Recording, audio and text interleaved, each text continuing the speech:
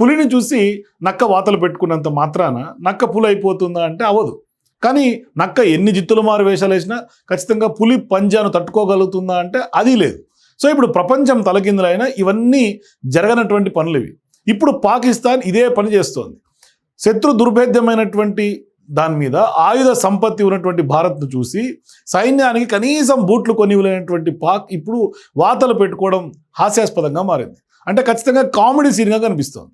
భారత్ ప్రధాని నరేంద్ర మోదీని చూసి పాక్ ప్రధాని ఇప్పుడు కాపీ కొట్టినటువంటి విధానం కొంత కామెడీగా తయారైంది. సోషల్ మీడియాలో ట్రోల్స్కి కూడా దారితీస్తోంది.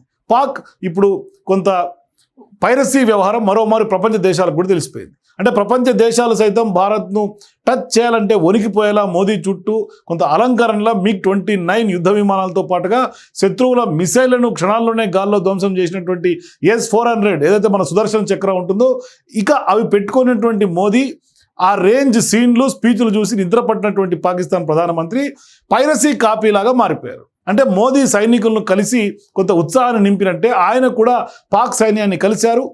అదంపూర్లో మోదీ ఏం చేశారో షబాజ్ షరీఫ్ అదే రిపీట్ చేయబోయి కాపీ మాస్టర్లా తయారయ్యారు. అంటే ఎయిర్ బేస్లో మోదీ ల్యాండ్ అయితే షరీఫ్ మాత్రం చుట్టూ ఎడారిలా ఉన్నటువంటి ప్రాంతంలో హడావిడి చేశారు. మరోవైపు MiG-29 మరోవైపు S-400లతో మోడీ కనిపిస్తే పాక్ ప్రధాని షరీఫ్ మాత్రం కూలిపోయినటువంటి శకలాలు పిల్లల ఎగ్జిబిషన్కి పెట్టినటువంటి డమ్మీ ఆయుధాలు లాంటి వాటితోటి కొంత ఓవర్ యాక్షన్ చేసినటువంటి పరిస్థితి. మోదీ సైనికుల్లో ఒకడిలా కలిసిపోయి షేక్ హ్యాండ్ ఇస్తే షరీఫ్ మాత్రం ఆ సీన్ను కూడా కాపీ కొట్టి కొంత కామెడీ పండించారని చెప్పాలి. సో ఇప్పుడు సెల్యూట్ సైనిక అని మీ సేవలను దేశం ఎన్నటికీ మరవదిక అంటూ నరేంద్ర మోదీ అదిరిపోయే స్పీచ్ ఇచ్చారు.